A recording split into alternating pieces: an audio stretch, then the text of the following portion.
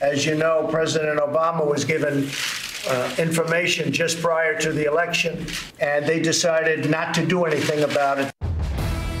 I do hope that those who voted for Mr. Trump in good conscience are going to see that he is leading us down a very dangerous path. Well, I think Brennan's a very bad guy, and if you look at it, a lot of things happened under his watch. This was nothing short of treasonous.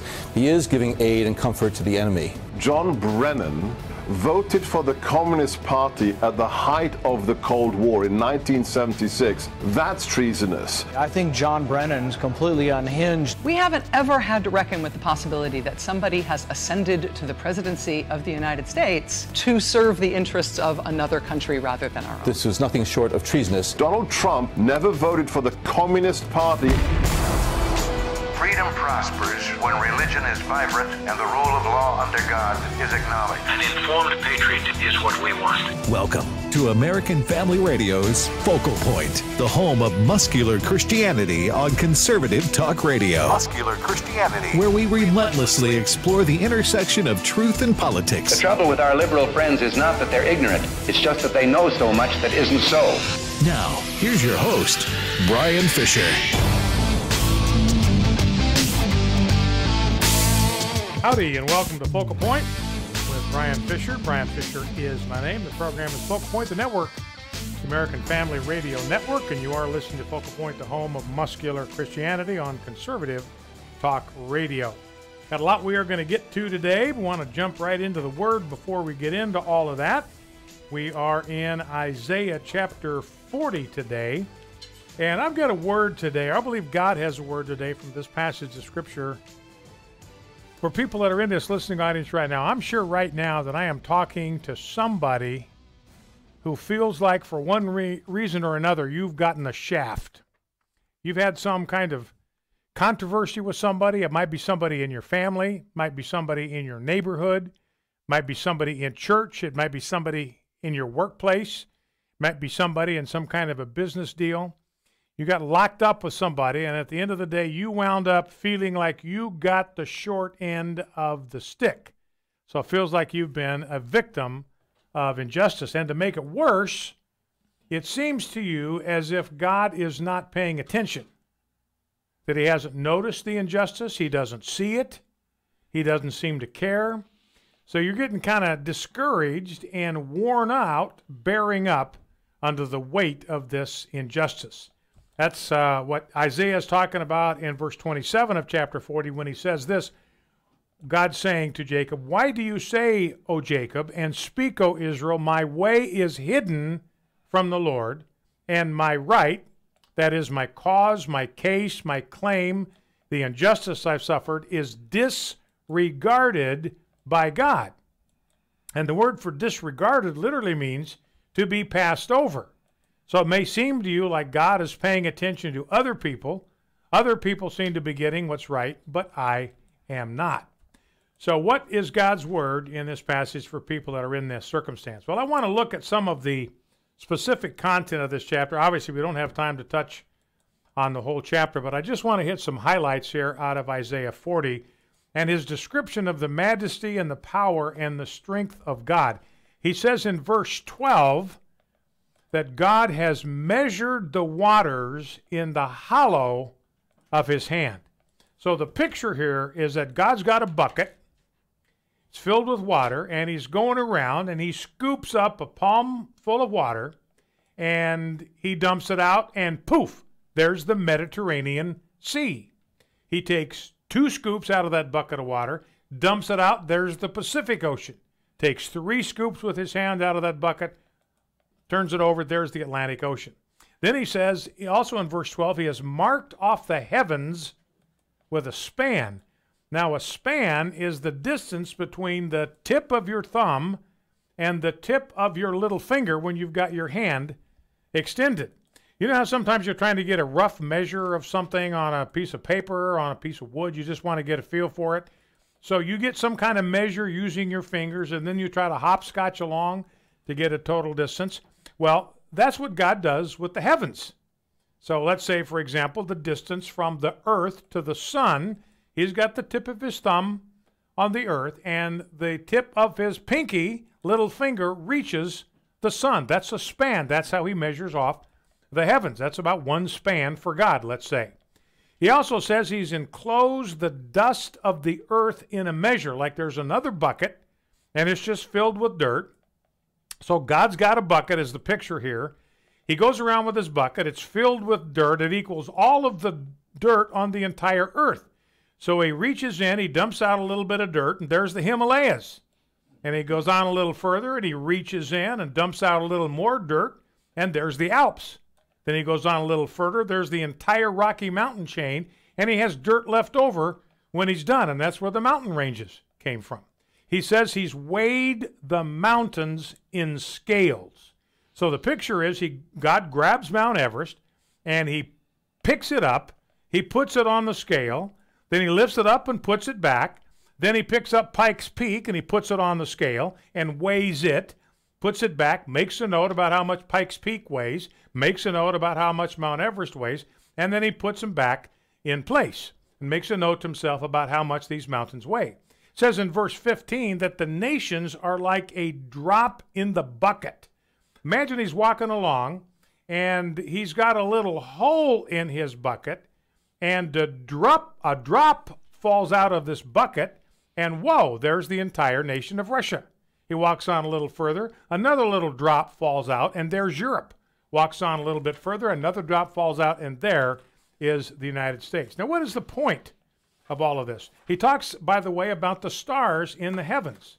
And he says in verse 26, lift up your eyes and see who created these, talking about the stars. He brings out their host by number, calling them all by name, by the greatness of his might, and because he is strong in power, not one is missing. Now, you know how many stars there are that were visible in the night sky in Isaiah's time? About 5,000. Since then, with advances in technology, we know just more approximately how many stars there are in the universe. There are 400 billion stars in the Milky Way galaxy. There are 125 billion galaxies. Say 400 billion stars in the Milky Way galaxy. You multiply that by 125 billion galaxies, you've got 10 billion trillion stars all told. God summons them out, each one by name. Not one of them is missing. So here's the point. What Isaiah is saying is when you think about the majesty, the size, the hugeness, the massive strength and the power of God, and then you look at the challenge that's facing you, the injustice that's facing you, you realize that he has enough strength and enough power for both him and for you. He can and will infuse you with his strength and power so you can keep moving forward while you wait for his justice. You don't have to crumple in a heap. You can run and not be weary. You can walk and not faint. You can mount up with wings like eagles. This is what he says in verse 29. He gives power to the faint, and to him who has no might he increases strength. Even youths shall faint and be weary. Young men shall fall exhausted, but they who wait for the Lord shall renew their strength. They shall mount up with wings like eagles. They shall run and not be weary. They shall walk and not faint. Well, let's take these things to the Lord in prayer, if you'd be kind enough to join me. Lord God Almighty, we worship you this day as the one who measures the waters in the hollow of your hand. With the breadth of your hand, you mark off the heavens. You hold the dust of the earth in a basket, and you weigh the mountains on the scales and the hills in a balance. The nations are like a drop in a bucket in your eyes, like dust on the scales. You sit enthroned above the circle of the earth, and its people are like grasshoppers to you. There is no one to whom we can compare you, no one who is your equal. You created the heavens. You bring out the starry host one by one, call them each by name. I pray today for this listening audience, for everyone within the sound of my voice, for every man, woman, and child in this land, including our president, President Trump. And I pray that you will come to us with power as our sovereign Lord. Tend us like a shepherd tends his flock and gently lead us. I pray that you will reveal your glory to us. May you give us strength when we are weary and increase our power when we are weak. We ask this in the matchless name of Jesus. Amen. Meet Dan Steiner, president of Preborn. Jill came into our center about 8 months ago, and she was in a really difficult spot because her husband her boyfriend was incarcerated. She didn't have a place to live. She's out on the street. She came into our center, and when she saw her baby on the ultrasound, she says, I've got to find a way to do this. She changed from abortion-minded to wanting to choose life for her baby, and that's where we came in, coming beside that ultrasound with baby clothes, with housing for her. Her baby just delivered last Wednesday. It's a little boy. He's beautiful. That's the power of ultrasound. 80% of women choose life when they see their baby on ultrasound. To find out more about how you can help save a baby's life, go to preborn.com. That's preborn.com. Or dial pound 250 and say keyword baby. That's pound 250 and say baby. All gifts are tax deductible. Your love can save a life. There were added that day about 3,000 souls. My name is Abraham Hamilton III, and this is the Hamilton Minute. The day of Pentecost concluded with 3,000 converts being added to the initial body of 120 believers. Then that 3,120 spent time together daily, going to the temple and interacting in each other's homes. They devoted themselves continually to the apostles' teaching, fellowship, sharing meals together, and praying together. The 3,120 that made up the early church came from Turkey, the Middle East, and Africa, and included Arabs and Romans. In addition to the geographic and ethnic diversity, they also spoke different languages. Yet they were made one family in Christ Jesus. Scripture has the answer to the issues we face today. Listen each weekday from 5 to 6 p.m. Central for the Hamilton Corner with Abraham Hamilton III, Public Policy Analyst for the American Family Association. This is Focal Point with Brian Fisher on American Family Radio.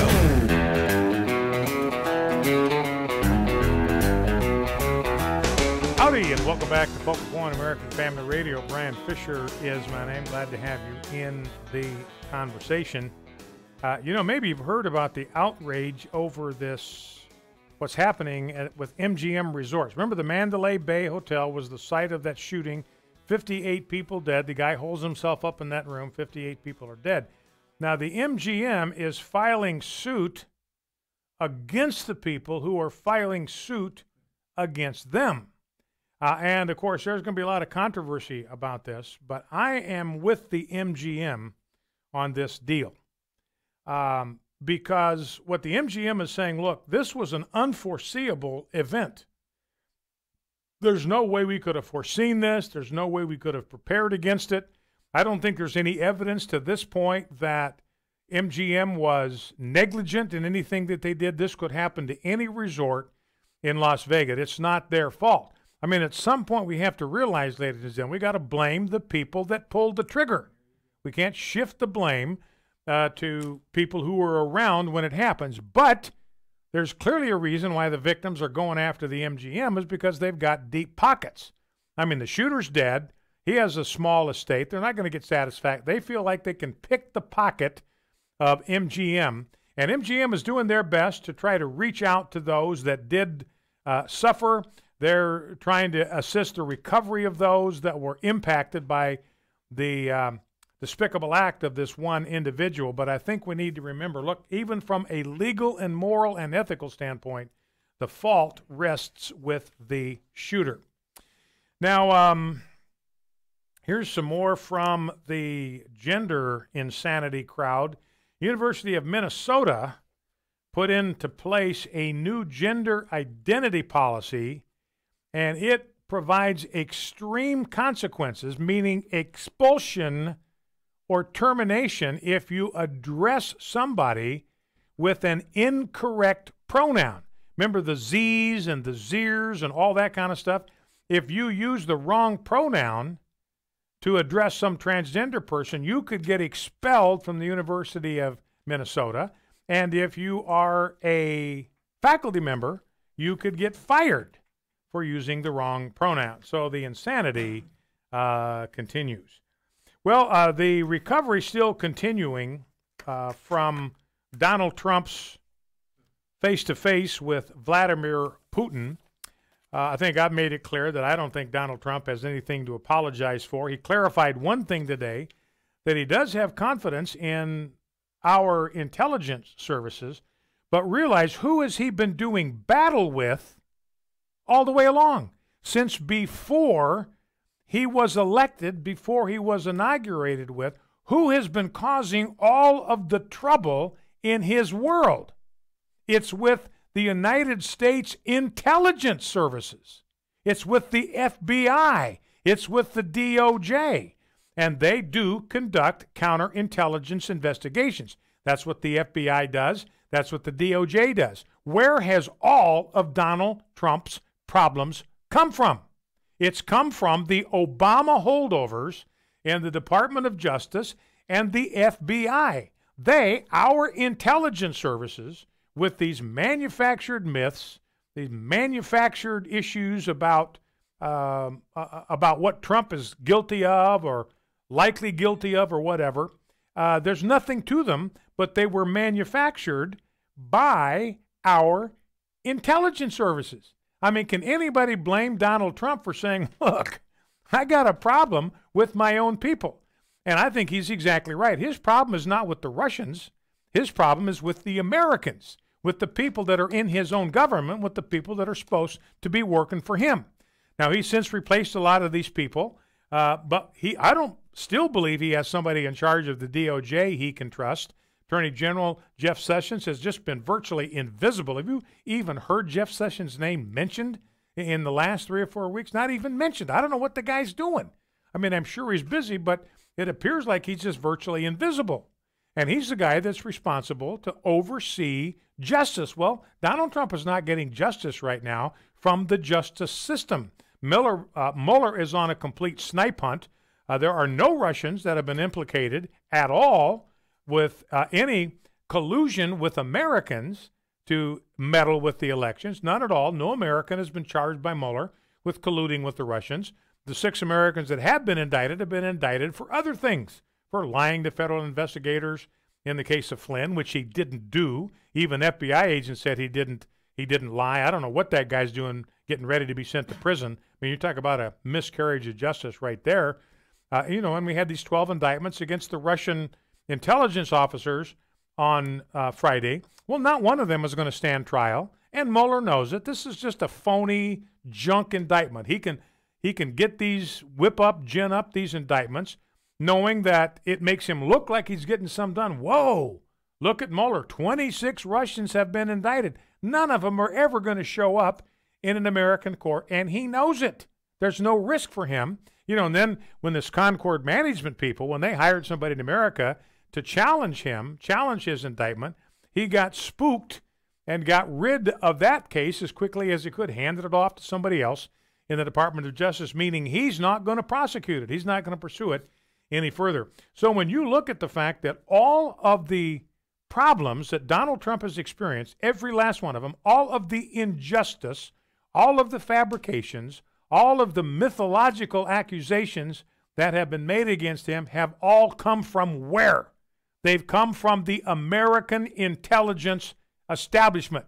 Now, I'm not going to blame Donald Trump one bit for not being happy with the Department of Justice, not being happy with the Federal Bureau of Investigation, not being happy with James Comey, who was the head of what? The FBI. That's part of the intelligence services. Not being happy with Peter Strozk, who was he? Investigator for the FBI, one of our intelligence services. Not, being happy with any of these people that have created such angst for him.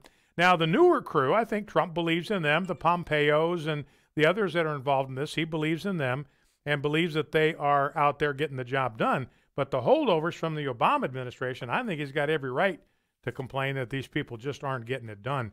Lisa Page, by the way, in her testimony, I mentioned it yesterday, but apparently she's contradicted Peter Strozk in his testimony. We don't have any specifics, but we do know that one of the things that people have said that were in the hearing with her is that she is saying that Peter Strzok's texts meant exactly what it looked like they meant. So when Peter Strozk says, when he's explaining the phrase, "we'll stop it," and he says, well, by we, I meant the American people, Lisa Page is saying basically, no, No, when he wrote that, he meant exactly what you think he meant by it, we in the FBI. So her testimony will eventually going to create some real problems for Peter Strozk. Now, clip number one, and again, this goes back to Trump being the victim of our intelligence services, not a victim of the Russian intelligence services. They tried to meddle with the election, and Trump acknowledged that. But what we saw is that they were ineffective. You know, Rod Rosenstein said Friday, look, there is no evidence that they were even able to affect one single solitary vote. I don't know how many total votes were cast in the 2016 election. I don't know, 65 million or something like that, or 130 million, whatever it was, somewhere in that neighborhood. Somewhere in 120 to 130 million votes were cast, and there's no evidence that a single one of them was affected by Russian meddling. And they did not find one American that they could indict for colluding with the Russians. So no Americans involved, no Americans tagged, and no votes were changed. So has Trump been troubled, bothered? Has he been the victim of anything from the Russian intelligence services? The answer is absolutely not. Doesn't mean they didn't try, but they were completely unsuccessful. So again, I repeat, all of the trouble that Donald Trump has experienced has come at the hands of leftovers from the Obama intelligence services, from his administration. No wonder he is not a happy camper. Well, let's go to clip number one. Speaking of the troubles that President Obama left behind him for President Trump, let's listen to what Donald Trump said. Clip number one.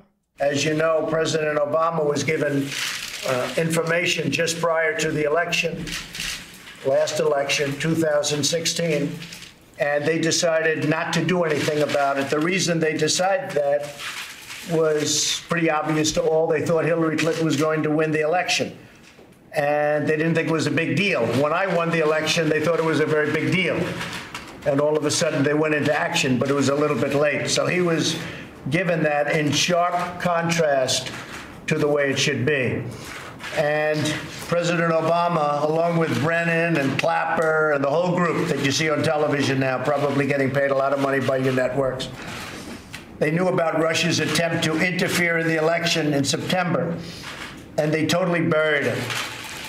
And as I said, they buried it because they thought that Hillary Clinton was going to win. Turned out it didn't happen that way. By contrast, my administration has taken a very firm stance. Okay, so again, this illustrates the point that I'm making, that Trump's problems have all come from the Obama administration intelligence services. It's his own people, the people that are supposed to be working for him now, that are causing all the trouble. You know, he mentions John Brennan, he mentions James Clapper, you know, the James Comeys, all of these people that have caused such tremendous heartburn for him. And the Obama administration knew that Russia had tried to tamper. They knew that in 2016, but they didn't do anything about it because they were sure that Hillary was going to win, and then they could paper that over. Nobody would find out about it. Nobody would know about it. That's what they were banking on. All of this stuff that's come out, they thought was going to be concealed. They were going to get away with it. All the stuff with the tarmac meeting, all that kind of stuff, all the stuff with Hillary's missing emails, none of that was even going to come to the surface. Nobody would even know about those things because Hillary would win and she would be in charge of the intelligence services and the investigative services, and they know how to put a kibosh on this so nobody knows. And then Hillary lost, Trump won, and all of a sudden they had to go into desperation mode. But again, I want to remind everybody about this. I mean, this is central to processing Donald Trump's face-to-face meeting with Vladimir Putin. What is essential to remember is that Putin's intelligence services are so inept, they couldn't affect Donald Trump one iota. They didn't bother him. They didn't trouble him. They didn't affect one American. They didn't affect one single solitary vote. All of President Trump's headaches have come from people that President Obama put in the intelligence services and were left there to do nothing but create trouble for President Trump. We'll be right back with more. Stay with us. Focal Point, American Family Radio.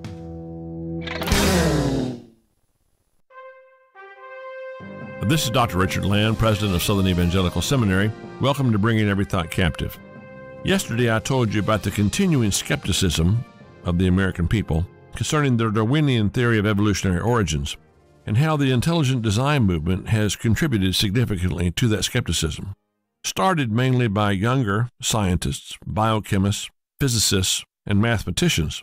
These young researchers, some having previously been Darwinians themselves, have come to the inevitable scientific conclusion that there had to be an intelligent designer. One of the chief among these is Dr. Michael Behe.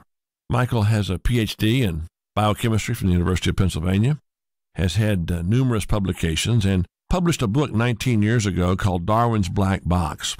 That book was voted by National Review and by World Magazine as one of the 100 most important books of the 20th century.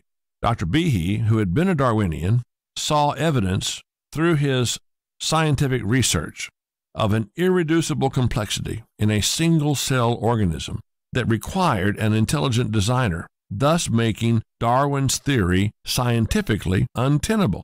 Such truth-telling to those who claim Darwin's theories to be unassailable has made and is making a tremendous difference. Darwin and his theories of evolutionary origins have been about as close to a sacred cow as we've had in American culture. Dr. Behe and others have changed that equation. For more information about his critique of Darwin and his theories, or to hear him himself explain it, go to ses.edu. You can get more information about Southern Evangelical Seminary, about apologetics, and about intelligent design by going to ses.edu. This is Richard Land. This is Focal Point with Brian Fisher on American Family Radio. Listen to the audio podcast or download today's program at afr.net. You can also read Brian Fisher's columns at afa.net. afa.net. Howdy, and welcome back to Focal Point on American Family Radio. Brian Fisher is my name, convivial, congenial, and amiable as always. The program is Focal Point, the home of muscular Christianity on conservative talk radio network, American Family Radio Network. I got a programming announcement to bring to you. Looking down the road at August 6th, there's going to be a fundamental programming change here with Focal Point. This program will be shortened by 1 hour. So on August 6th, Focal Point will be shortened. Instead of being from 1 to 3 p.m. Central, it'll be on from 1 to 2 p.m. Central. So wanted you to know about that so it doesn't sneak up on you and surprise you. And this has been done in order to make room for Stacy Washington on the network. So she'll begin her program on August 6th, the second hour of the program. You've been used to hearing Focal Point in that second hour from 2 to 3 Central. Starting August 6th, you will be listening to Stacy Washington. By the way, you can catch her for 2 hours. She'll have a second hour that'll be on the Urban Network, so you can switch over right after her hour here on our network, and you can stay tuned and listen to Bert and Eric, or if Alex, yeah. Or if you really want to get a second hour of Stacy, you can get that by going over to the Urban Network. So anyway, that's coming up August 6th. This program will be shortened by 1 hour from 1 p.m. to 2 p.m. in order to make room for Stacy Washington. She'll be on this network from 2 p.m. to 3 p.m. This is an interesting story. Never heard of this before. I played a lot of pickup basketball in my time. I'm sure a lot of you have. And never once did it occur to any of us to do this. But here's a guy. He was subject of, he was aggressively screened. Now, a screen in basketball is when an offensive player will put his body between a defensive player and the direction that the guy with the ball wants to go. So he's trying to screen out that defensive player, so he tries to turn and follow his man. He'll run into this screen. Well, this guy felt this screen was so aggressive that he didn't have any choice but to call 911. So he called 911 because of a foul in a pickup game, and sure enough, the cops showed up. That must have been some foul. That must have been some kind of he called it an aggressive screen. Well, I guess so. What happened? I mean, what was the outcome of it? Yeah, I mean, you would think that the police would be upset at this guy calling the police on a screen. Let's see. I didn't even read that far into the story. Police were called and later responded. The cops said, "Why are you wasting my time?" Yeah. That's what they said. The rest of the players just returned to the game and kept playing. You know, I had a tooth knocked out in where it was a church league basketball game, if you can believe that. Yeah, I can. Had a tooth knocked out. I didn't even think about calling the cops. No, you called a dentist. Yeah, I called the dentist the next day. That's what I did. I saw a video or a picture this morning of that, and the cop sitting there with his hands up going. Of this incident? Yeah. Yeah. It was like, You know, really? yeah, You called man. me for this? Yeah, man up, guy. Good grief. I don't know if you heard about this. This is really kind of a Friday story, but it's at the top of my stack. You know that scientists believe that there are a quadrillion tons.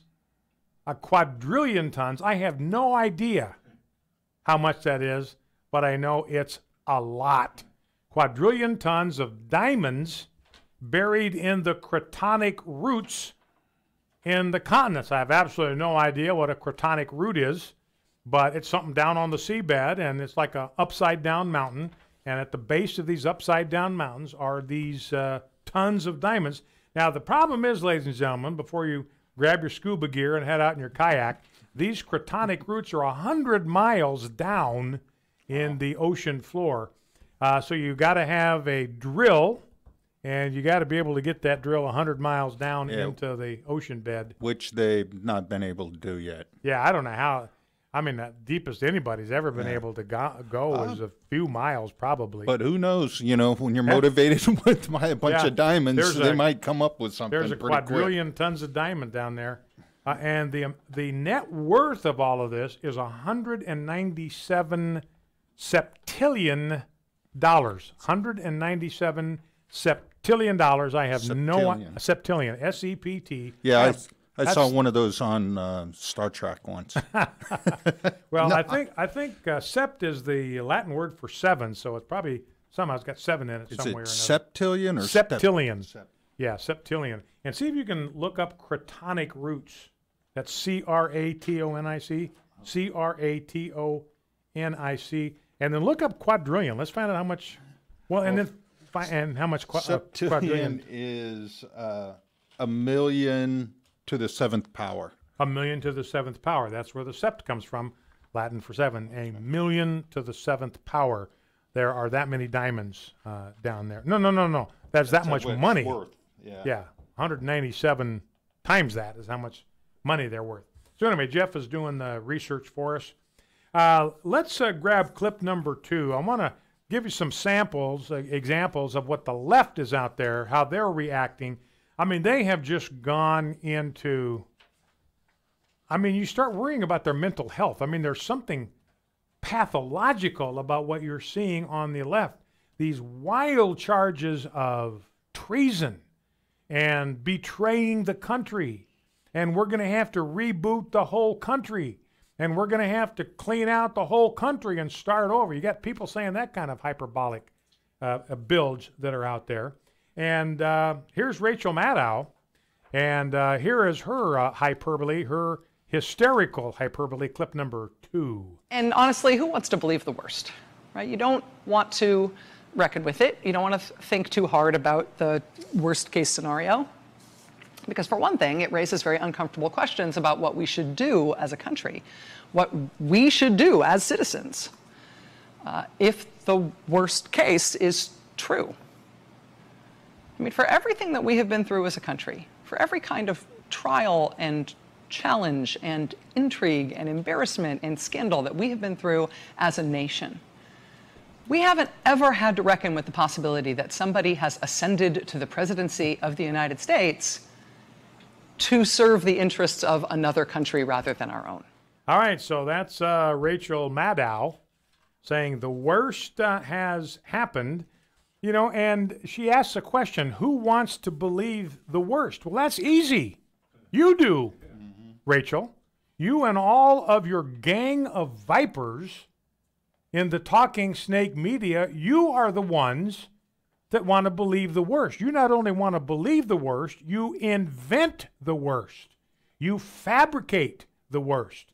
You make it up and then try to get us to believe your utter bilge and your utter horse hockey. So that's Rachel Maddow weighing in. We got to contemplate the worst case scenario. And the worst case scenario, I suppose, well, I'm going to leave that one alone. Let's go. Now here we get into an interesting kind of dynamic here. Did you just edit yourself? I just edited myself. Oh. Edited. That was pre-Debbie editing. Yeah. Yeah. Edited. You know, the word edited, that's kind of a tough word. If you get rolling, edited, you don't know where to quit. Yeah. You know, you can start, but you don't know where to stop. Like the guy spelling banana. I know how to spell banana. I just don't know when to stop. Yeah. Okay, so here is John Brennan. This guy is the former CIA director, and he's off on a hysterical, histrionic rant here of his own self. Remember, this guy used to be the CIA director. Let's listen. What Mr. Trump did yesterday was to betray the women and men of the FBI, the CIA, NSA, and others, and to betray the American public. And that's why I use the term that this is nothing short of treasonous, because it is a betrayal of the nation. He is giving aid and comfort to the enemy, and it needs to stop. And Mr. Trump needs to understand that there are going to be consequences for him, too. And I do hope that those who voted for Mr. Trump, in good conscience, are going to see that he is leading us down a very dangerous path. All right, that's John Brennan. Guy you figure would probably have some idea what he's talking about, being a former director of the CIA. Well, Donald Trump weighed in on what John Brennan had to say. Clip 4. Well, I think Brennan's a very bad guy, and if you look at it, a lot of things happened under his watch. I think he's a very bad person. I also think that when you watch Peter Strozk and Lisa Page, when you watch all of the things that have happened, and Comey, take a look at that, and McCabe, who's got some pretty big problems, I assume. You look at the deception, the lies, what's gone on in the last fairly long period of time before I won. I mean, long before I won, during the campaign, I guess probably during the Republican, when I was fighting against 17 other Republicans. So this has been going on for a long time, but these are people that, in my opinion, are truly, they're bad people. And they're being exposed for what they are. And it's a shame that it has to happen, but it's really hurt our country. All right, so Trump, not the type to take this stuff lying down, and he fires back. Look, he says twice that Brennan is a very bad guy. He's a very bad person. I would happen to agree with Donald Trump's assessment. But the point I want to emphasize again, I'm beating this drum, but I'm trying to drive this into your brain about what Trump was talking about yesterday when he was talking about his lack of confidence in the American intelligence services. Who was he talking about? He was talking about John Brennan, who is a very bad guy. He's a very bad person. A lot of bad things happened under his watch. He's talking about Peter Strozk and Lisa Page, who were, or are, in Peter Strzok's case, he's still working for the FBI. I don't know why that guy hasn't been cashiered and his pension completely cut off. That's a mystery to me, what that guy is still doing. I don't care if he's working down in the mail room. I don't care if he's working in personnel. That guy shouldn't be anywhere near a badge that identifies him as a law enforcement officer, but he is. We're still paying him, ladies and gentlemen. We're still paying Peter Strzok. Lisa Page is gone, but she's part of the group that Trump was talking about that made his life miserable. James Comey, Andrew McCabe. Remember that in the exchange between Peter Strzok and Lisa Page, when they were talking about the fact that it was just a nightmare that Trump might be elected, that they were going to need some kind of insurance policy, you know where that conversation was taking place? It was taking place in Andrew McCabe's office. So Andrew McCabe was the deputy director of the FBI. He was creating monstrous problems for Trump. James Comey, who was the head of the FBI, he was creating problems for Donald Trump, breaking the law by leaking stuff to the press, you name it. And so these are the people that Donald Trump was talking about. So I think we need to remember that. Anytime you think about his exchange with Putin and what Trump said about the intelligence services, this is what he is talking about. He's not talking about the Mike Pompeos. He's not talking about the Dan Coates. He's talking about the Brennans, and he's talking about the Clappers, and he's talking about the Strozks and the Pages and the James Comeys. Back in 2. In a democratic republic such as America, the hard work of democracy is done by the people. At the Values Voter Summit in Washington, D.C., September 21st through the 23rd, you'll be equipped to take up the battle for human life, strong religious liberty, and thriving families by strong conservative leaders. The Values Voter Summit is sponsored in part by AFA Action. Visit valuesvotersummit.org to register and obtain more information about the summit. That's valuesvotersummit.org. Who is God? What's He like? How can we know?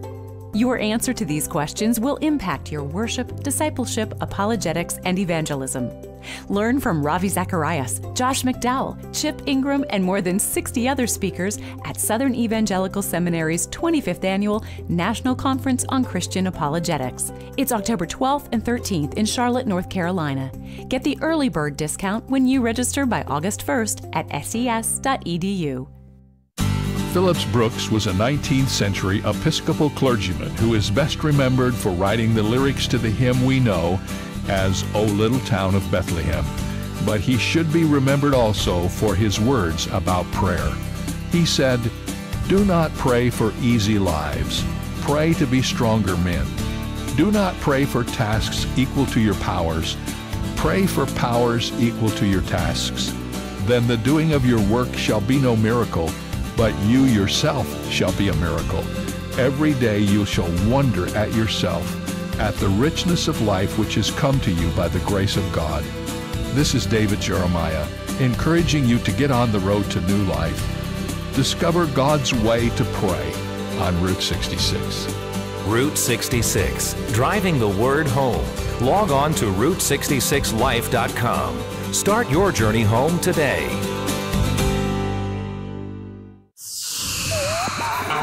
American Family Radio. You're listening to Focal Point with Brian Fisher. Howdy and welcome back to Focal Point American Family Radio. Again, I don't want to, beat a dead horse. But, I've been defending Trump from the beginning of this thing, and I still am, because Trump is telling us here, when he was complaining about our intelligence services, who was he talking about? Well, he was talking about Brennan and Clapper, and he was talking about McCabe, and he's talking about Strozk, talking about Lisa Page. That's who he was talking about. And who can deny that they have done abominable things in the pursuit of their supposed jobs to be the intelligence people for the United States? They've done absolutely horrid, abominable things. Any president would have a right to complain about this. And you look at the amount of trouble that the Russians have created for him, it's nothing. Zero. Russians have not been able to create any problems for Donald Trump whatsoever. Another thing that's been missing in all of this is kind of a side note, but remember, everything has been about the Russians hacking the DCC and the DNC and Hillary Clinton and all that kind of stuff. Well, don't forget that they tried to hack into the Republican National Committee. They tried to hack into the RNC computers, and they didn't get anywhere. They couldn't get inside because the GOP had bulked up their security. They were ready for a cybersecurity attack, and they fended it off. Now, when you put the shoe on the other foot, let's imagine, for the sake of argument, that it was the Republican computer systems that got penetrated by the Russians, and that the Russians had tried to do the same thing to the Democrat computers, Democratic Congressional Committee, Democratic National Committee, Hillary Clinton's emails, and they had not gotten anywhere. How would the press be dealing with that?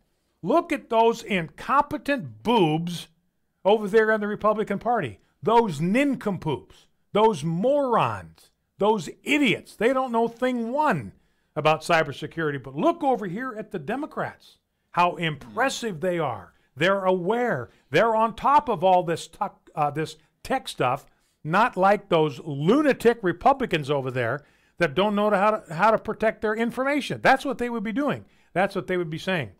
All right, well, let's look at clip number 5. This is Sebastian Gorka, And he is talking here about John Brennan. And we're going to get into a little bit of John Brennan detail here. This guy has been a bad actor for a long time.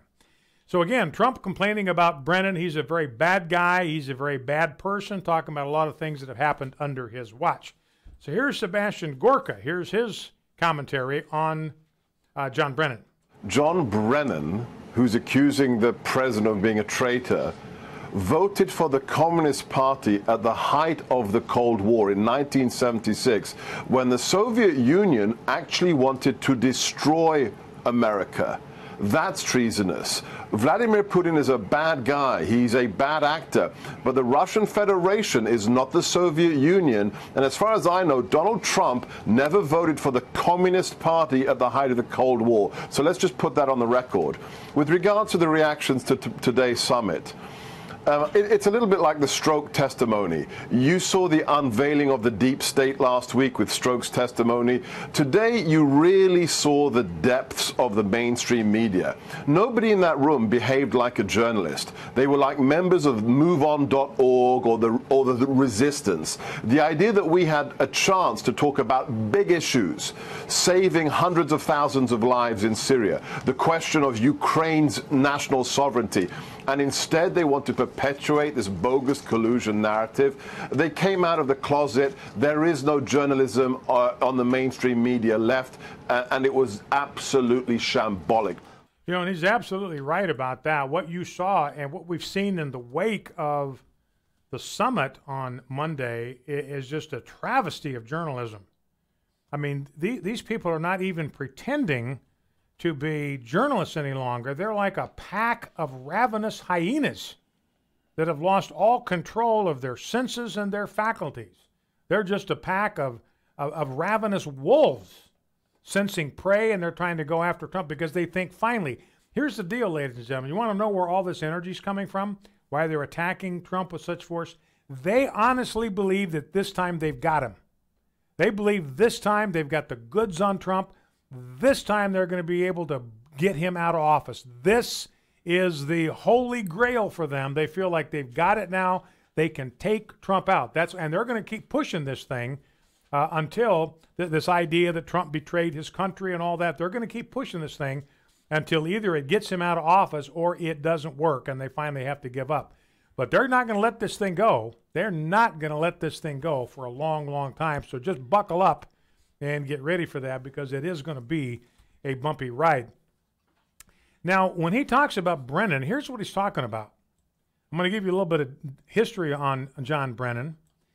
In 2016, at the annual legislative conference of the Congressional Black Caucus, this is, this is less than 2 years ago now, he told the Black Caucus, the Congressional Black Caucus at this conference, he said, look, in 1976, I voted for the communist candidate for president. So we don't have to rely on voting records or something like that. Well, you couldn't get it that way anyway because it's an anonymous process. But John Brennan himself confessed on September of 2016 to the Congressional Black Caucus that in 1976, when Jimmy Carter was on the ballot and Gerald Ford was on the ballot, he voted for the communist guy. Didn't even vote for the Democrat. Jimmy Carter voted for the communist in 1976. Now get this. The communist candidate was a guy by the name of Gus Hall. I think he'd run 4 times for president. I don't know how that happens. Communism as a philosophy, as an ideology, is illegal in this country. This guy should have been deported for advocating and trumpeting a totalitarian ideology. It's illegal in the United States. Anyway, he ran it for president 4 times, and John Brennan voted for him in 1976. Now, get this. John Brennan joined the CIA in 1980. He votes for the Communist Party in 1976. 4 years later, he gets in to the CIA. And I realized that would have been under Jimmy Carter's watch, because Ronald Reagan wasn't inaugurated until January of 1981. So under the Jimmy Carter CIA, they let a guy that had voted for the Communist Party candidate just 4 years. And Brennan admitted that he was sweating that polygraph. You got to take a polygraph. He was sweating it, but he told the guy, I'm never a member of the Communist Party, but I voted for the Communist Party candidate. The CIA guy says, that's no problem. Welcome aboard. You know, and Rand Paul picked up on this, that he started out his adulthood, says Rand Paul, by voting for the Communist Party. And he's now ending his career, and these are Rand Paul's words, he's ending his career by showing himself to be the most biased, bigoted, over-the-top, hyperbolic, unhinged director of the CIA that we have ever had. And Rand Paul goes on, it's really an insult to everything about our government to have a former head of the CIA calling the president treasonous just because he doesn't like him. And that's all that John Brennan has going for him. He just doesn't like Trump. And so he's going to call him treasonous just because he hates him. But realize that Brennan, Rand Paul says, and Rand Paul says, look, I actually filibustered this guy because I did not want this guy ever to become the leader of the CIA. So I filibustered him, but he got overridden and he became the director of the CIA. But realize that Brennan, this is Rand Paul, realize that Brennan and Clapper are known for wanting to expand the authority of the intelligence agencies to grab up everyone's information, including Americans. So I don't have a lot of respect for these people. Even before they decided to go on hating the president, I disliked these people because they wanted to grab up so much power and use it against the American people. Let me go down to clip 8, I think. I'm going to play the Camerota Clapper clip. I don't think we got time for both. But let's grab clip number 8. Speaking of hoovering up information, and remember John Brennan, President Trump just said this guy's a bad guy. Listen to, this is James Clapper.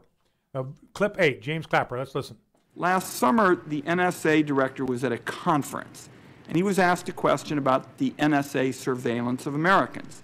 He replied, and I quote here, "The story that we have millions or hundreds of millions of dossiers on people is completely false." The reason I'm asking the question is, having served on the committee now for a dozen years, I don't really know what a dossier is in this context. So what I wanted to see is if you could give me a yes or no answer to the question, does the NSA collect any type of data at all on millions or hundreds of millions of Americans? No, sir. So it does not. He said not no. Wittingly. Not wittingly. There are cases where they could inadvertently, perhaps, collect, but not wittingly. So if it happened, it was a total mistake.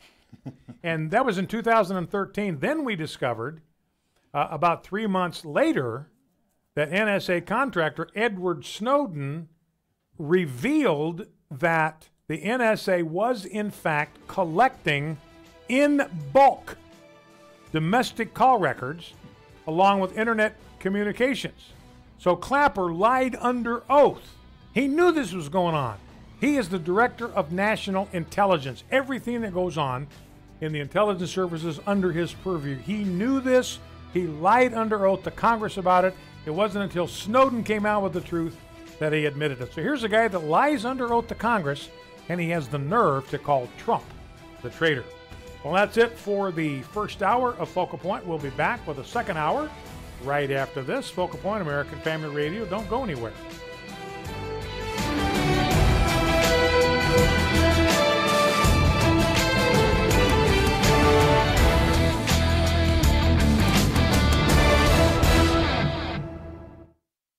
Faith, family, freedom. American Family Radio.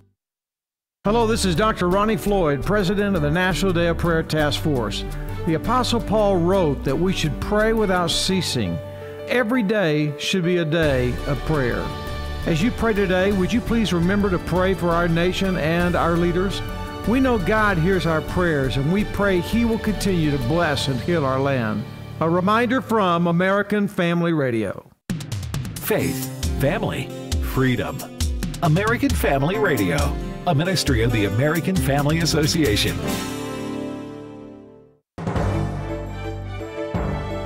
American Family News, I'm Rusty Pugh. With calls from some Democrats to abolish ICE, House Republicans are forcing a vote on the Immigration Enforcement Agency. Jared Halpern has more.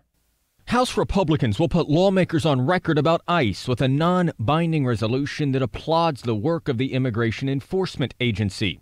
The resolution is a response to a bill from progressive Democrats to abolish ICE. Initially, GOP leaders considered putting that bill up for a vote. Instead, they'll vote on a resolution supporting ICE.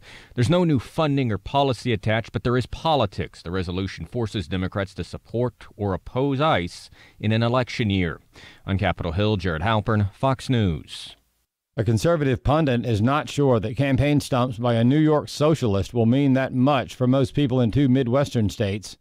More from Chad Groening. Alexandria Ocasio-Cortez has become a political rock star of the far left, following her stunning primary win over 10-term Democratic Congressman Joe Crowley last month. Now the 28-year-old socialist will leave New York City and head to the Midwest to stump for equally radical Democratic candidates in Kansas and Michigan. Robert Knight is a conservative activist and columnist for the Washington Times. Every state has its pocket of liberalism, and usually it's centered around a university, an urban core. So if this socialist from New York goes almost anywhere in the country, she can find like-minded people. That doesn't mean that the majority in those places will be for her socialism. But Knight says she will get a great reception from her allies in the media. Because there are a lot of socialists in the media. They call themselves liberals, but they're really socialists. They believe in redistributing income, and they don't respect private property. They don't respect freedom of religion. They want the state to impose a whole new set of beliefs on people. And they're working hard to do that. So I think she will get a great media coverage when she does her Midwestern tour, but I'm not sure it'll mean that much for most people in those states. Primaries in both Kansas and Michigan take place August 7th. I'm Chad Groening. A Nebraska village will soon be getting an education on the Constitution. Charlie Butts explains. Light of the World Gospel Ministries in Walt Hill, Nebraska, has outgrown its current building on Main Street and purchased a property across the street to refurbish and meet its needs and to help revitalize Main Street. Attorney Roger Byron of First Liberty Institute says the village at first approved the church's building permit, but then later revoked it with no valid reason.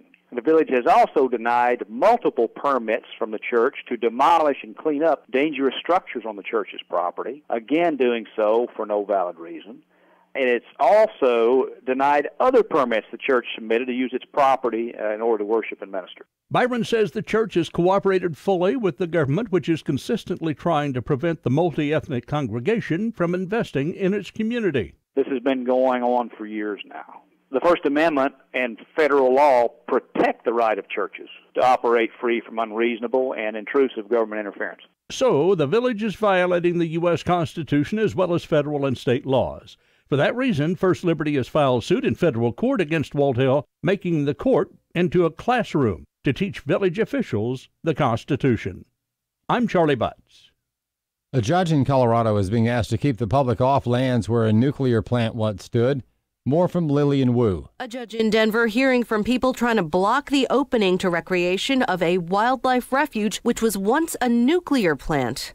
Among those testifying, people living near the Rocky Flats National Wildlife Refuge west of Denver, who believe government safety studies may not have been thorough enough. They're worried any contamination on the trails will be spread by people tracking dirt off the refuge. Also testifying, a retired professor who said he found evidence billions of particles of plutonium had escaped from the plant and settled on the land. But an attorney for the government, which says the area is now safe, pushing back that the study was done in the mid-70s.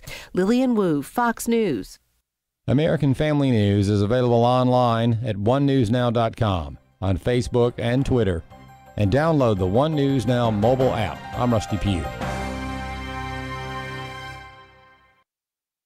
Exposing Washington reveals the deception that plagues our nation's capital. The mainstream media refuses to tell the truth of what's really happening. Exposing Washington brings clarity to the news coming out of Washington, D.C. The American people must stay informed on what our government is doing. Exposing Washington with Walker Wildman brings you the inside scoop of what's happening in our nation's capital. We must take our country back. Each Saturday at 2:30 p.m. Central on American Family Radio.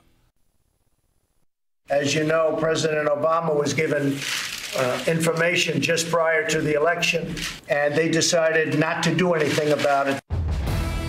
I do hope that those who voted for Mr. Trump in good conscience are going to see that he is leading us down a very dangerous path. Well, I think Brennan's a very bad guy, and if you look at it, a lot of things happened under his watch. This was nothing short of treasonous.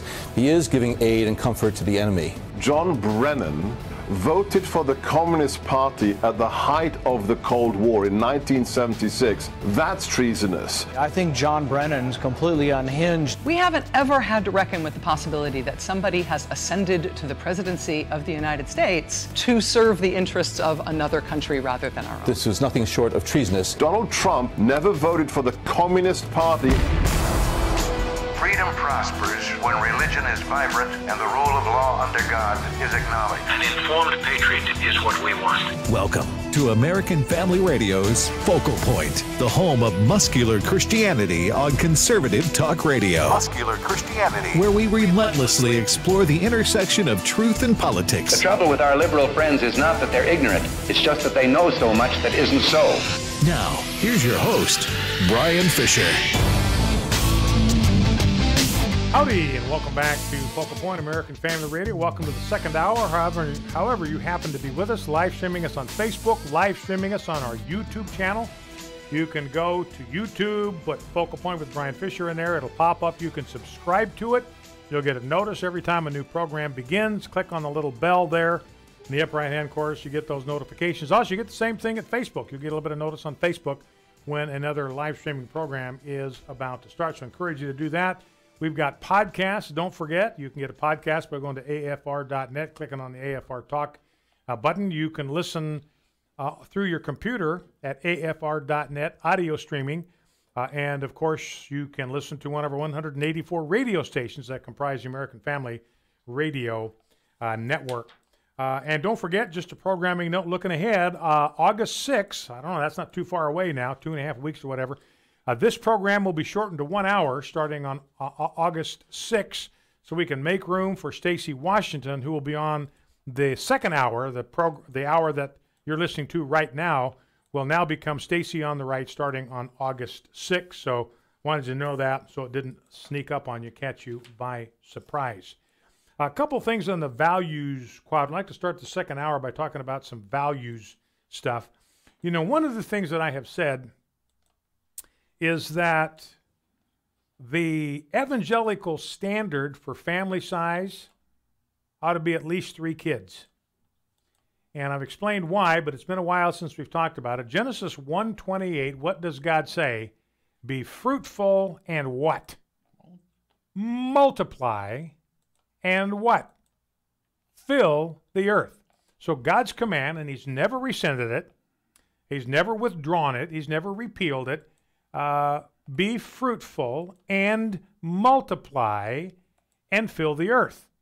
Well, by the way, ladies and gentlemen, I've mentioned this before, but last time I checked, this is a decade ago, 96% of the land surface in the North American continent is uninhabited. That may sound high to you, but think about all of the stretches of the West in the United States where you fly across and you're looking at an airplane, and there is absolutely nothing for mile after mile after mile after mile. 96%, it's probably less now. Maybe it's down to 93% or something. But 96% of the land surface of North America is uninhabited. So have we come close to filling the earth? Not on your life. You know, and people think, well, you can't fill the earth because the more people you have, the more poverty you have. The more dense the population, the more poverty. Well, look at Singapore. Singapore is the most densely populated country on the planet, and it's one of the most prosperous on the planet. So that just proves that there's no connection between population density and poverty. So when you hear people saying, "Oh no, we have enough people. There's too many people. We're overwhelming our resources. People are having too many kids. I'm going to do the responsible thing and not bring a kid into this world because I don't want to drain the scarce resources of the planet." It's just all hooey. It's just all gobbledygook. It's just all bilge. So don't pay any attention to that stuff whatsoever. And again, let's remember God said, "Be fruitful and multiply." Now, let me ask you this. If the command is to multiply, what are you doing when you have 2 kids? You're a family and you have 2 kids. What are you doing? You are just replacing yourself. Are you adding to or multiplying population? No. There's 2 of you. You have 2 children. You die. There's 2 of you left. You're simply replacing yourself. So that's not going to get it done. We're not going to get to multiplying and filling the earth unless we get beyond the 2-kid barrier. Now, I realize not everybody can do it. Not everybody can have 3 kids for medical reasons or biological reasons or chronological reasons or whatever the case happens to be. We had medical complications with both of our pregnancies. It just wasn't in the cards for us. But we just need to get this mindset out there. I'm not criticizing anybody that only had 2 kids. Please don't misunderstand me. A lot of people just didn't know this stuff when they were in the decision-making era of their lives. But here's an encouraging piece of information. This is from CNS News. This is according to a recent Gallup poll. Listen to this. 41% of American adults, 4 out of 10 of the adults that you know, say that having 3 or more children is ideal. 41%. That's up from 34% in 2011. 45% of Republicans believe that a family with 3 or more children is ideal. Just 37% of Democrats do. Now, back in 1945, 77% of Americans said the ideal family had 3 or more children. So we need to inch back up to that mark. The average number of children U.S. adults think is ideal now is 2.7. That's up from 2.5 in 2007. So that's part of what we need to do. That's a matter of values. It's a matter of perspective. It's a matter of biblical conviction, because I'm not making this up. This is what the Bible says. We're to be fruitful and multiply. And we're not doing it if we're just having 2 kids. We're just replacing ourselves. So anyway, that's just food for thought. We got to get that word out there. Here's an interesting kind of corollary to all this. It's not corollary really, but it touches on it. The University of California did a study of 16 countries, and they discovered that conservatives live more meaningful lives than liberals. Conservatives live more meaningful lives than liberals. And this is a study that goes across 16 countries. Here's what co-author David Newman says: finding meaning in life is related to the sense or feeling that things are the way they should be and that there is a sense of order. If life feels chaotic, then that would likely dampen your sense that life is meaningful. So they continue to probe why conservatives find more meaning in life than liberals, but that's a conclusion. That's a solid conclusion they reach. And they say it can't be completely explained by the fact that conservatives are more religious. That was their first suspicion, but that's not a complete explanation. But they say the results suggest it is more likely related to social conservative issues, views on abortion and marriage and so forth, rather than economic conservative issues. You know, and we believe that there is an order to the universe, that God has established it, that there are certain moral standards that are universally applicable. Nobody should engage in idolatry. Everybody should worship the true and living God. Everybody should honor their mothers and fathers. Nobody should commit adultery. Nobody should kill anybody else. Nobody should steal from anybody else. Nobody should tell a lie under oath. And you shouldn't even covet things that your neighbor owns and you don't. That's stability. That's a universal sense of moral order. We believe in that, and we believe that a society that's guided by those values is going to be a happier and more stable society, and that makes us, I believe, happier people, more meaning in life. We go to the phone calls in about 15 minutes. I'd love to get your take on what you think about that, why you think conservatives find more meaning in life than liberals do. So we'll take your calls at the bottom of the, well, not bottom of the hour, last quarter of the program. But anyway, last half hour of the program, we will take your calls. Be right back. Focal Point, American Family Radio. I've been an advocate for biblically responsible investing for many, many years, 30 years, because I'm an advocate for permanent income. This is Dan Celia from Financial Issues. I remember having two sisters that had trust funds that I managed. They were family trust. They were the third generation. They were in their 80s. They had more money than you could shake a stick at. They didn't want for anything. And even them, at one point in time, said to me, do we have enough income to pay our bills, our electric bill? That's all they cared about. I'm telling you, you're going to get to that point. So it's not an investment. It's a gift. It's permanent income. Find out about charitable gift annuities when you call 800-326-4543, extension 345. 800-326-4543, extension 345. Or by visiting afafoundation.net. This is Focal Point with Brian Fisher on American Family Radio.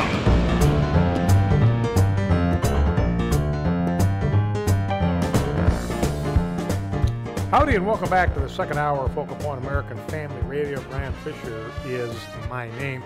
You know, we've talked with you about this pro-life film that Nick Loeb is directing. He's the Onion Crunch King, which I have no idea what that refers to. You know what Onion Crunch King would be?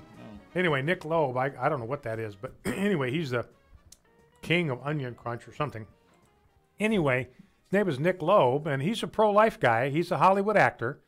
And he is producing a movie, Roe v. Wade, that will tell the true story of Roe v. Wade. It will tell the true story of Norma McCorvey. Remember, Norma McCorvey was the person. She was the Roe. She was the Jane Roe, but she didn't want an abortion, and she never got an abortion. She was just a tool of these activist lawyers that wanted to drum up a case so they could challenge abortion restrictions. And Norma Jane McCorvey, Jane Roe, eventually became a believer in Jesus Christ. You know who led her to the Lord? It's the father of the Brennan brothers. His name, the father of David and the Brennan brothers. What's the other I don't know. Brennan brother name? I can't think of it. But anyway, their dad, Flip Brennan, he's the one that led Norma Jane McCorvey to the Lord. And this movie is going to tell all about that, but they have been trying to film in different places. Jason, David and Jason. And they've been trying to film this movie under the radar because when jurisdictions find out what they are filming, you know, normally communities love to have a movie come to their community because it's money. These people have to eat. They need lodging. Extras can be hired, so it's a moneymaker so they want a movie to come to their town, but they've had to film this one under the radar because when jurisdictions find out what they are filming, they get thrown out of town. Now, they were blocked from shooting at the New York Plaza and the Statue of Liberty. They did manage to shoot at St. Patrick's Cathedral, but they got bounced from these other locations. So anyway, some of that is what is going on as they try to film this thing. They got into a confrontation, apparently, with a reporter from the Daily Beast when they're trying to film near the Lincoln Memorial. Daily Beast, far-left organization, they would just hate somebody telling the true story about abortion. By the way, Focal Point finally removed a page. Here's a page on Focal Point. People have been complaining about this page for months.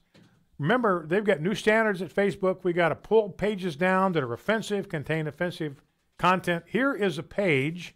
The title of the page is Milkshakes Against the Republican Party. That's the title of the Facebook page.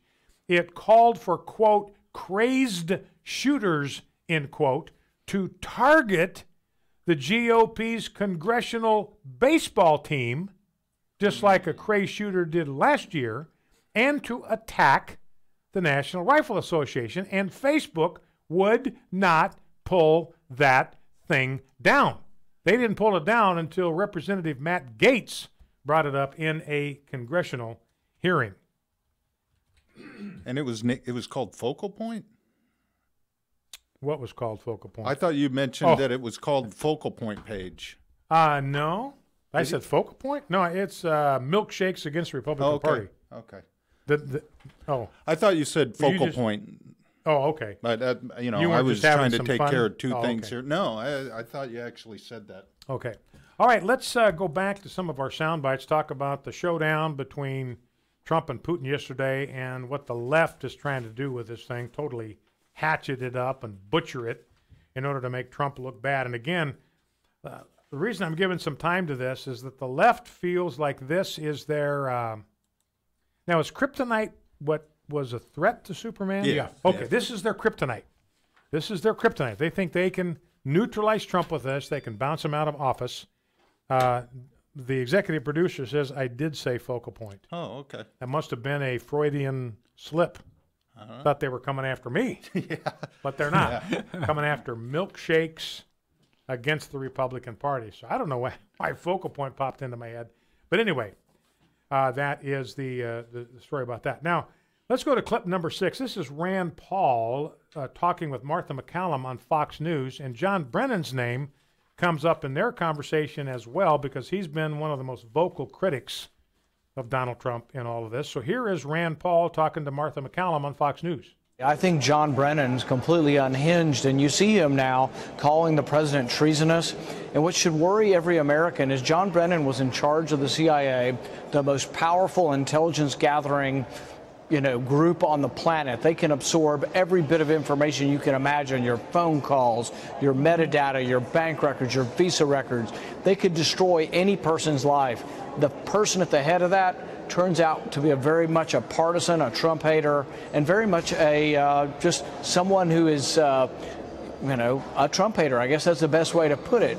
But, I really am worried that he was head of the CIA for so long, harboring all of that bias. So that's Rand Paul concerned about John Brennan, all of the bias and the vitriol that John Brennan. And remember, it's out of the heart that the mouth speaks. It's out of the overflow of the heart that the mouth speaks. So when you hear John Brennan saying all of these hateful, slanderous, bigoted things about Donald Trump, where's that coming from? It's coming from a heart that's filled with bigotry and hate and slander, because it's out of the abundance, the overflow of the heart, that the mouth speaks. So I agree with Rand Paul. We ought to be concerned about this John Brennan. What other mischief, votes for the Communist Party in 1976, becomes a member of the CIA in 1980. I can't fathom that. Even passed a polygraph test, admitted to the CIA polygraph examiner that he voted for the Communist Party in 1976, and the guy says, no problem, as long as you're not a member of the Communist Party. And Brennan said, no, I am not. Okay, here is James Clapper, clip 7. James Clapper talking here with Allison Camerota of CNN. I remember James Clapper, the former director of national intelligence. This is the guy that blatantly lied to Congress under oath about what the NSA was doing. Said, no, we didn't collect anybody's metadata. And then Edward Snowden comes out and says, no, they're collecting everybody's phone calls, everybody's emails, the whole kit and caboodle they're collecting. And finally Clapper said, yeah, that's right, we're doing that. All right, here's clip number 7. You called him yesterday, you called President Trump naive and gullible. What makes you think that that's what's going on? Well, I've long held that Putin, because of his background and his instincts as a professional KGB officer, from the outset, would approach our president as though he were an intelligence asset and try to manipulate him, leverage him, which he's done. And but let me ask, what do you mean by that? That he's successful? Do you mean he's successfully turned President Trump into an asset, or just successfully manipulated him to what end? I think he has manipulated him to a position of inferiority, which is unprecedented in the history of our country, where he has managed to diminish the stature of the President of the United States so that he is, in fact, a supplicant to the head of state of Russia. What an amazing turn of events. All right, so James Clapper with sort of a lot of assumptions in there. But, you know, we've had other people on the left. I mean, we had this thing yesterday. I'm trying to remember who it was that actually suggested that Trump was recruited to be a Russian intelligence asset in 1987. Yeah. That he's been secretly working for the Russians since 1987. I think it was Seltzer. What's his name? Oh, Brian Stelter. I think it was. Yeah, Brian Alka-Stelter. He's the one that came up with that. I think he's the one that mentioned that. So here is James Clapper. He's just a stooge. I mean, James Clapper playing right into all those tropes that Trump is too dumb. He couldn't navigate his way out of a paper sack. And Putin is slick. He's crafty. He's smart. Trump is dumb. He's naive. He's gullible. He's easily fooled. And that's what we saw on display. Putin just manipulating Trump, turning him inside out and crafting him subtly to serve his own purposes. So that is Clapper's view out there on the left. So again, this is a guy that back in 2013 blatantly lied to Congress and would have gotten away with it if 3 months after that claim had been made, Edward Snowden hadn't come out. He was a former NSA contractor, Edward Snowden, and he revealed that the NSA was in fact collecting in bulk domestic call records. And Clapper lied about this under oath. That's why Rand Paul says, look, that concerns me about both Brennan and Clapper, that these guys were for expansive government power. And you know where I'm at on this. I think the Fourth Amendment is absolutely clear. You know, we are to be free as Americans. We're to be secure in our persons, papers, and effects unless the government gets a warrant that's based on verifiable evidence that we have participated in some kind of criminal behavior. Then the government can get a warrant from a judge to look into whatever we've got. But until then, absolutely not. And so we had our security services hoovering up all of this information about you and me with no warrant. That's a gross miscarriage of constitutional rights. And these guys, Clapper and Brennan, they were hip deep in all of this. They were pulling the trigger on all of this stuff. And, you know, Clapper's out there telling an outright lie to Senator Wyden. Now, let's weigh in with Carl Bernstein. This is a weird thing he says in clip number 9. So let's listen to Carl. This is the Watergate guy. He's still coasting off his Watergate fame. You know, his buddy Bob Woodward, that guy I think is trying to be a responsible journalist today. There's something measured when he says, I mean, he's not on our side, but he's not a cuckoo clock. But Carl Bernstein, this guy is, I mean, certifiable cuckoo clock.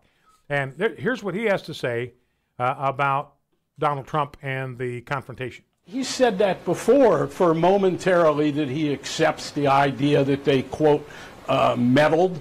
And then he goes on to his preposterous theories and says there's no collusion. Everybody agrees there's no collusion. Everybody doesn't agree there's no collusion. That's what Mueller is trying to find out. And one of the things that we know very well is that there was a meeting in Trump Tower attended by his son in which an attempt at collusion occurred. Prima facie attempt at collusion.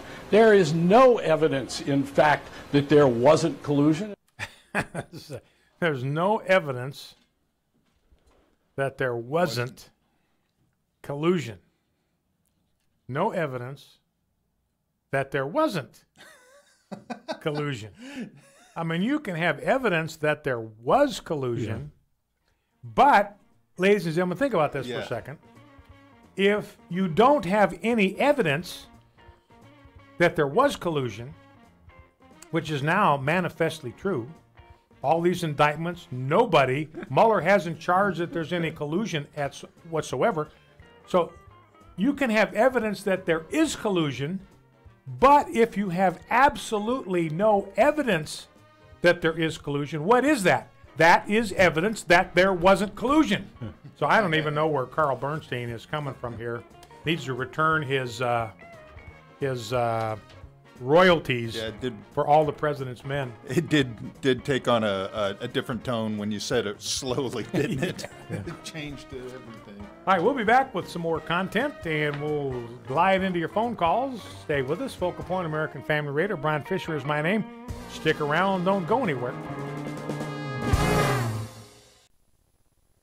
Len Ingram of Redeem Clean felt God call him to support the American Family Association. I'm a laundryman. I'm the son of a laundryman, too. I love clean clothes. I love the business. I love everything about it. This project was built exclusively to support AFA and AFR. There's no strings attached. Another thing that I would like to see come out of this is that I would like to see other business people feel a calling to support ministries wherever and whatever they do to share the gospel of Jesus Christ. In addition to your regular AFA giving, Redeem Clean Laundry Detergent allows you to increase your support of AFA just by continuing to wash your family's clothes. For clean laundry and support of a cleaner society, it's Redeem Clean. Learn more, find options, and get Redeem Clean products at afastore.net. That's afastore.net.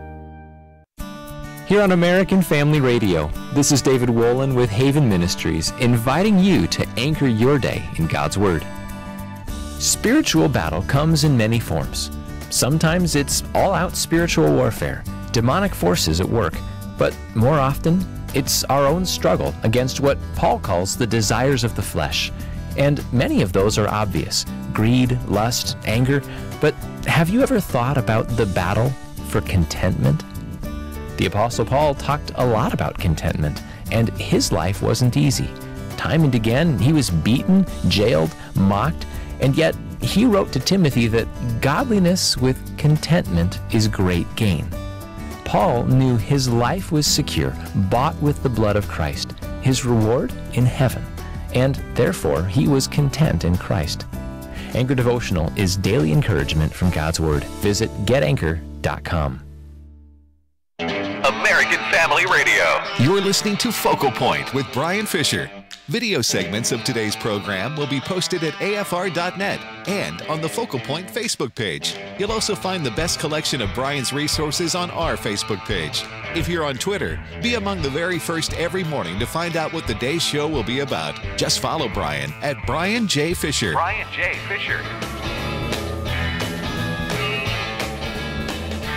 Welcome back to Focal Point, American Family Radio. Brian Fisher is my name. Again, talking here about Donald Trump's summit with Vladimir Putin and what the left is trying to do with this. And I spent a lot of time with this today, ladies and gentlemen, because you need to realize that the left thinks that they've got their silver bullet now. Yeah. They think they've got their kryptonite. They think that Trump is vulnerable on this. Now, here's the bottom line. I'm just going to say this one thing. We're going to go on some more clips here and more content. But what the press doesn't understand is that Donald Trump has one immovable, irreplaceable asset, and that is his base. His base is still with him. Do not doubt me on this. Some people in his base might even think, well, he kind of goofed up here, but they haven't left him. They haven't departed him. I saw an excerpt today. I don't know if it was CBS or somebody like that. Anyway, they were going through Wisconsin, and they were talking to Trump supporters in the wake of the summit, and they talked to one Trump supporter after another. They weren't a bit shaken in their confidence in Trump by the way he interacted with Vladimir Putin. They still believe in him. They still trust him. They still for him. They're still for him. That hasn't gone anywhere. But remember, the left thinks that everybody agrees with them. You know, because the only people they talk to are people that hang out in Washington, D.C., and hang out in Greenwich Village and hang out in places where people who think just like them talk. So, you know, the deal is, you know, if everybody you talk to, everybody you hear talking, everybody you question is all saying the same thing, that Trump's an idiot, and Trump is a traitor, and Trump is treasonous, and Trump is too stupid to run the United States of America, then it just reinforces what you already believe, and it just strengthens what you believe there. And you never talk to anybody who would give you a different way of looking at things. So that's out there, and I just want you to be aware of this. You know, if you are a Trump supporter, right now is the time to dig in and defend your guy, because we're going to see an assault on him like nothing we have ever seen before. Now, I don't think they're going to be able to take him out. There's no way they're going to get an impeachment against Donald Trump. You can put that to rest. There's no way in the world you're going to get 50% plus one in the House of Representatives to vote to impeach him. You know why? Because of Donald Trump's base. The base is not going to put up with it. If their representatives try to do that to Trump, they will be crucified. So there's no way they're going to let that happen. Trump is not going to be impeached, couldn't be voted to convict, even if he was. There's no way that Republicans in office today are going to go that far. I think one of the most amazing things about his presidency to me is the fact that he's able to do just about everything he said he was going to do, despite all this that's going on. Mm-hmm. It's crazy that what could he have gotten done for our country if this crazy media had gone somewhere else? Yeah. You know, if or they got behind him. Yeah, got behind him, got some support from these people. He might go down in history as being the only U.S. president that has been chastised or impeached for keeping his promises. You know, that's the way it's shaping up. You know, I wasn't a Trump supporter, but I do support what he's doing for our country, and he's been dead on what he's doing. Well, he's keeping his promises, and you know, I have a virtually a violent disagreement with him on tariffs. I think tariffs are perfectly wretched. I think tariffs are perfectly horrible. So unless Donald Trump has got a pretty shrewd end game in mind, and maybe he does, I'm perfectly willing to be proved wrong, this thing is going to be bad for business in America. This is going to slow down the economic recovery.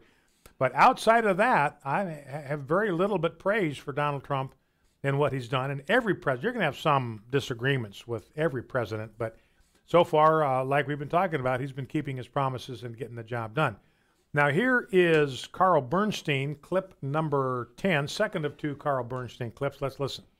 We now have a real national security emergency in this country in which it is clear to members of both parties, and indeed the Republican Party and the leadership is terrified of Trump's base and going after them. But they are also terrified, as Dana and others have spoken with them, as have I, they are terrified of this president and his conduct of national security business.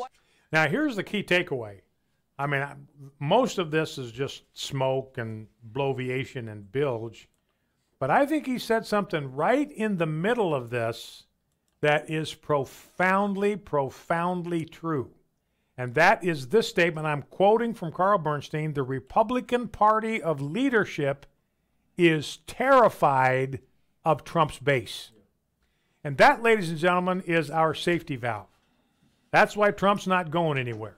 That's why Trump is not going to be impeached. It's just not going to happen because the House leadership is rightly terrified, the whole Republican Party, terrified of Trump's base, even the ones that detest Donald Trump. You know, and they've got to be real careful. I was reading an article this morning about the number of senators that could be kind of swing votes on Kavanaugh. There's 9 of them altogether.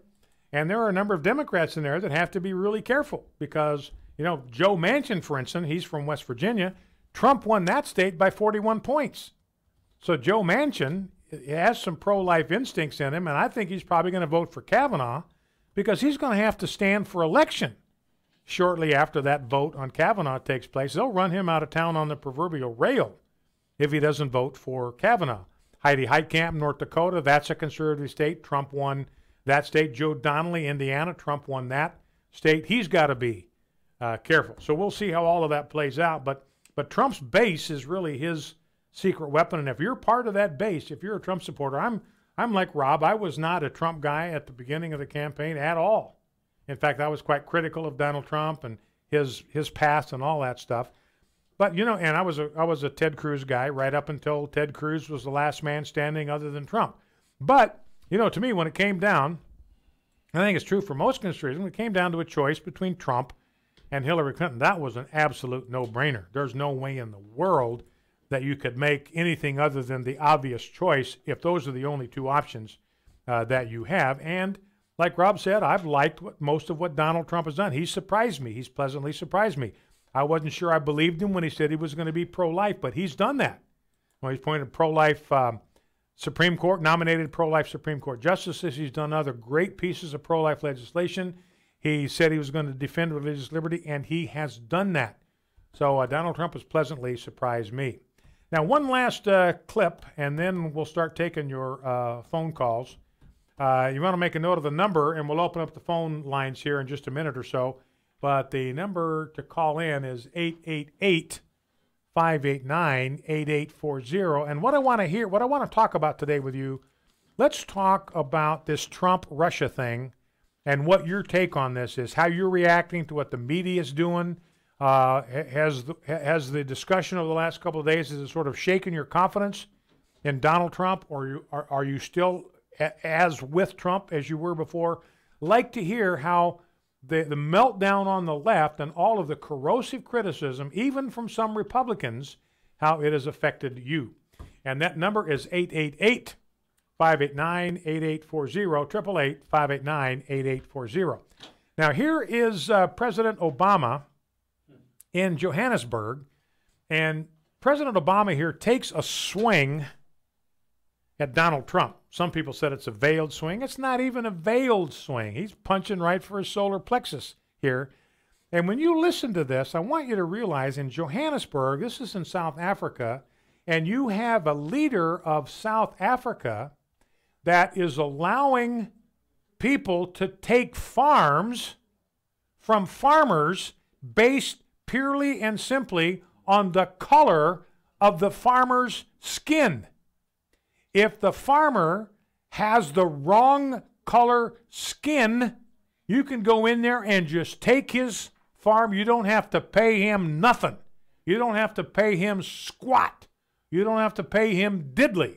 If he has the wrong color skin, you can simply take his farm from him. And that's with the official approval of the leader of South Africa and their whole parliament and all that. So realize this is the backdrop to where Obama is when he says these words. Let's listen. It's not wrong to insist that national borders matter.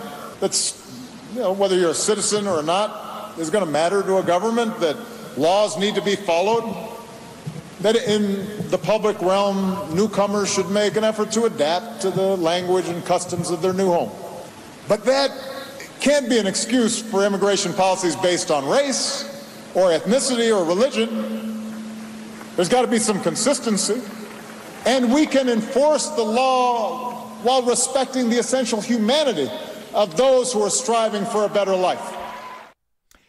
It's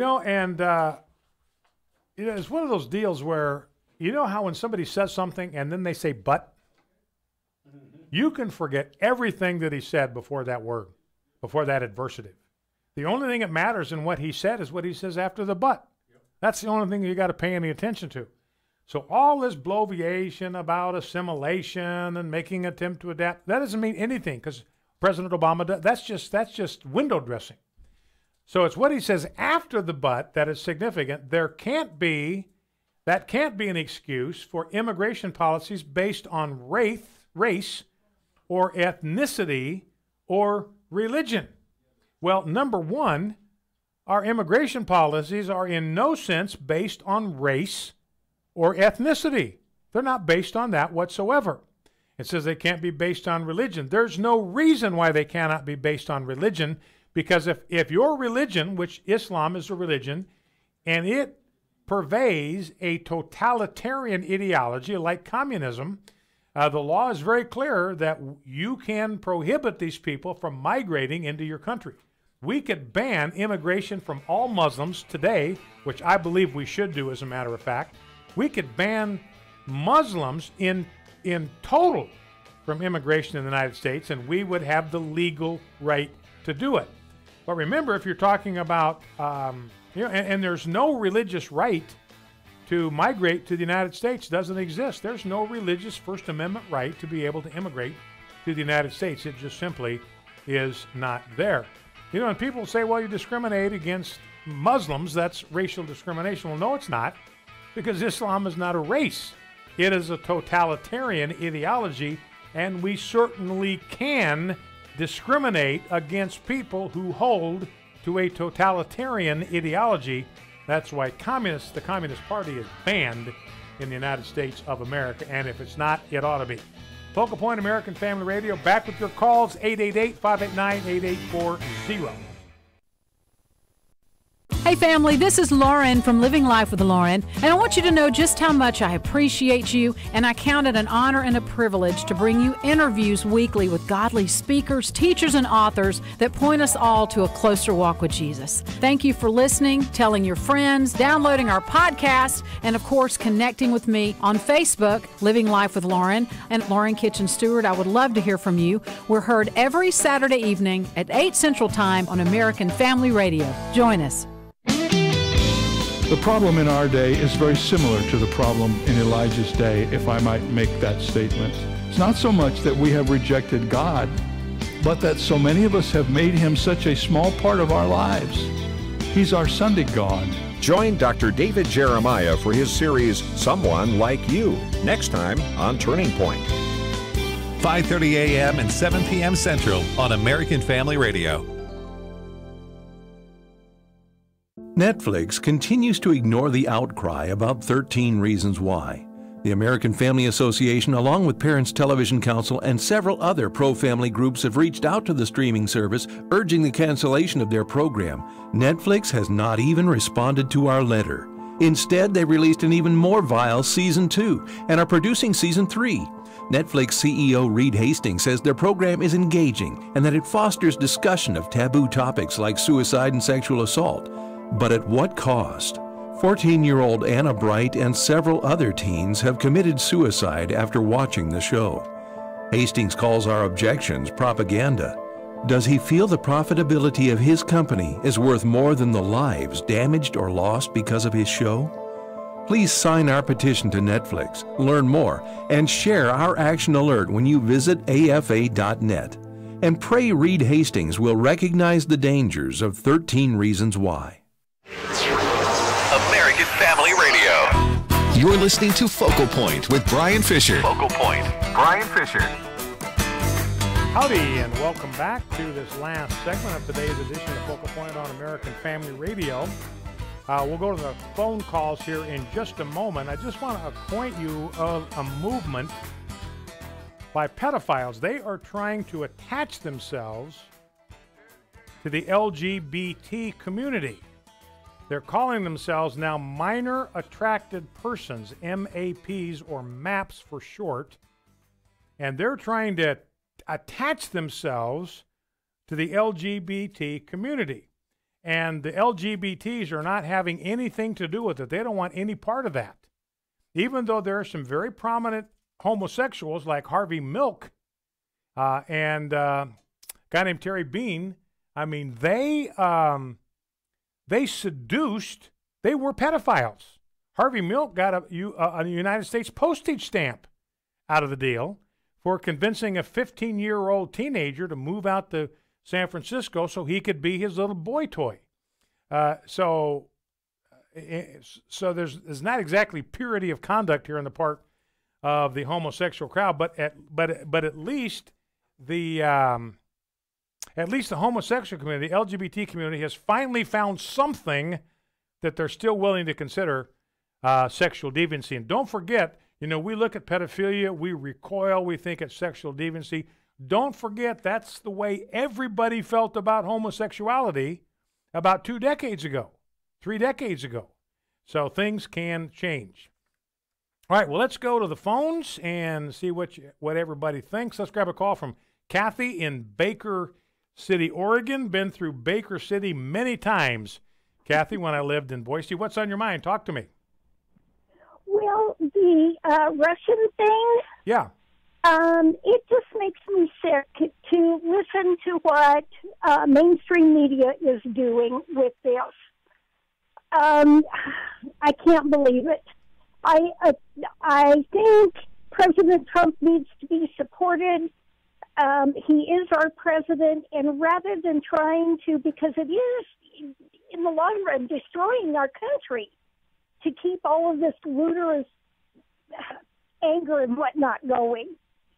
One thing that just really grabs my heart and irks me to no end, there was nothing being said when Obama was attempting to underride meddle in the Israel prime minister election. Yeah, exactly. When he was president. Exactly. That gripes me. Yeah. So Kathy's right. He was. Hang on to your next thought, Kathy. I'll get back here in a second.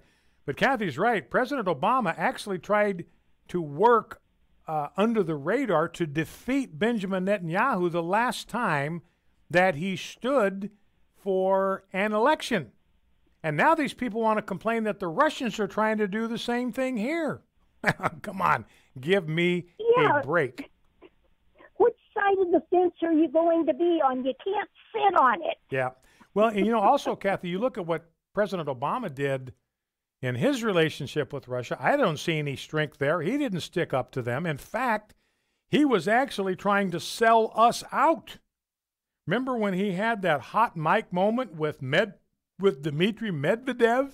Didn't realize that the microphone was still on, and he leaned over and just kind of in a stage whisper said to Dmitry Medvedev, hey, listen, when you get back home and talk to Vladimir, be sure and let him know that I will have more flexibility to undermine our own nuclear capability. He didn't add that part, but that's what he was talking about. I'll have more flexibility after the election.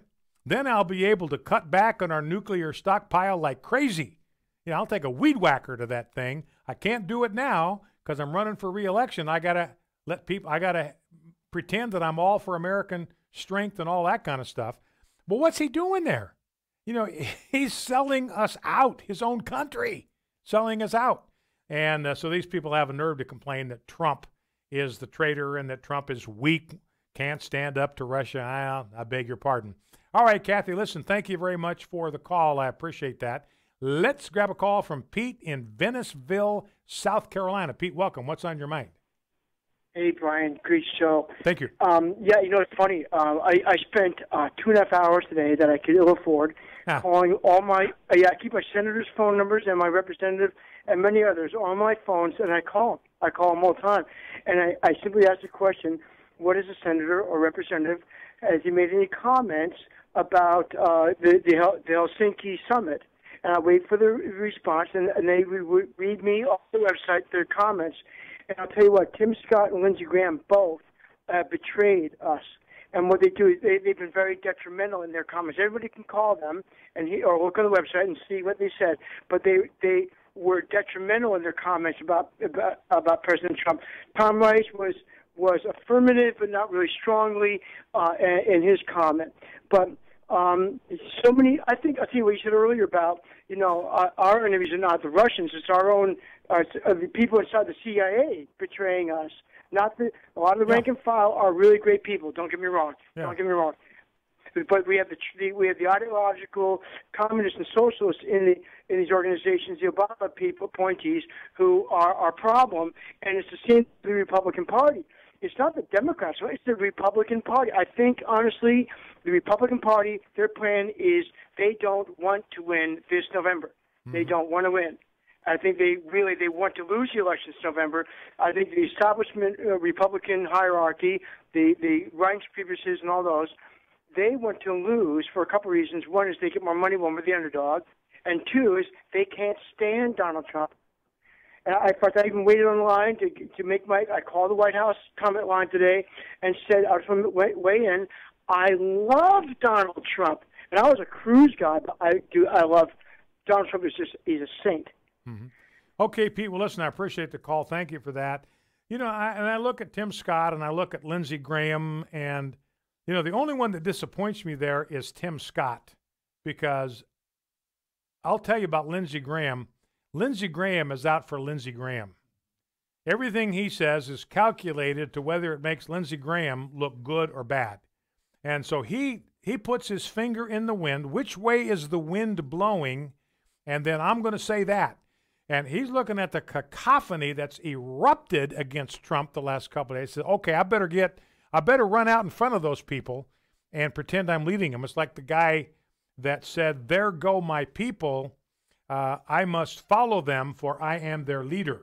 That's kind of Lindsey Graham. Now, Tim Scott disappoints me. I thought he'd be more principled and more discerning than this.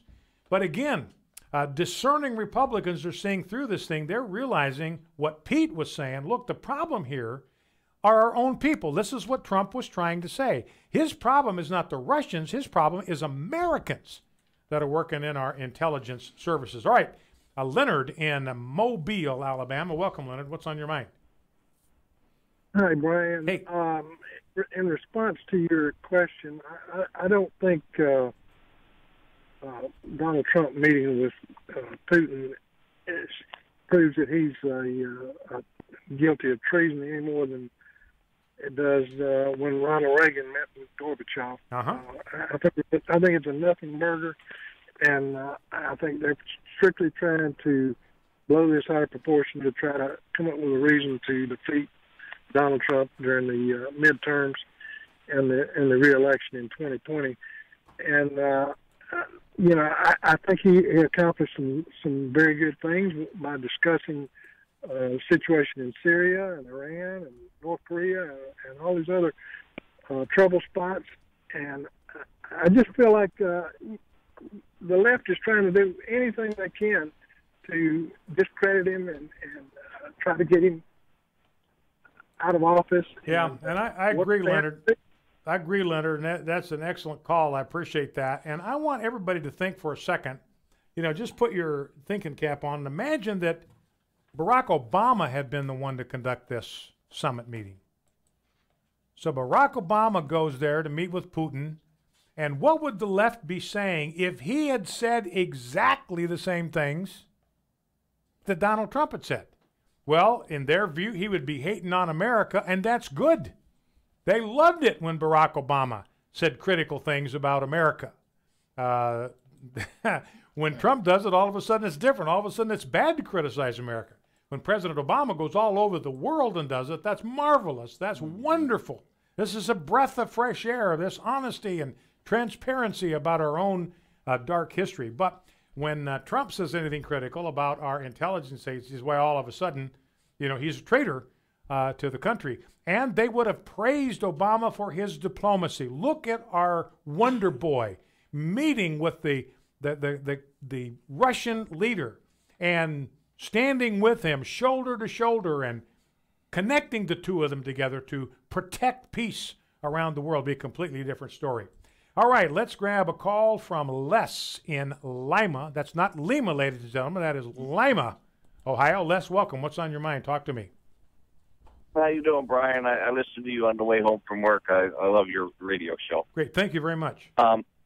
Okay, I love Donald Trump because he is not beholden to anybody. That every politician that's ever been born or ever done anything is always beholden to somebody. And Donald Trump is not beholden to anybody. He's doing what he thinks is right for the country. And the left, which I think is all Satan-based, they're just pulling their hair out. I love how they do that. Yeah. All right. Well, I appreciate the call. I don't think you're far wrong there. Reality, most of life is binary. And it can sound like kind of an exaggeration to talk about Satan when it comes to politics, but where else would Satan want to be more involved than in the world of politics? And everything's binary. I mean, pro-life, that comes from God. Abortion, that comes from Satan. Let's be honest. That's when you boil it all down. It's a conflict between light and darkness, between truth and error, between right and wrong. Well, that is it for today. Thank you for being in the listening audience today. We'll see you back here tomorrow at 1 o'clock. Ladies and gentlemen, do not forget to bow low before God, stand tall before man, stand in the gap, and never forget we are fighting a winnable war. God bless you. See you back here tomorrow. The views and opinions expressed in this broadcast may not necessarily reflect those of the American Family Association or American Family Radio. Faith, family, freedom. American Family Radio. Vice President Mike Pence called the Values Voter Summit the greatest gathering of conservative, pro-family Americans in the nation. The Values Voter Summit in Washington, D.C. is September 21st through the 23rd. Sponsored in part by AFA Action, the summit will encourage and equip you to preserve America's republic. Learn more and register at valuesvotersummit.org. That's valuesvotersummit.org. Faith, family, freedom. American Family Radio, a ministry of the American Family Association. American Family News, almost UQ. An eastern Nebraska town is seeking to bar employing or renting houses to people who are living in the U.S. illegally. Jeff Manasso reports. The Scribner City Council signed off last month on the first round of approval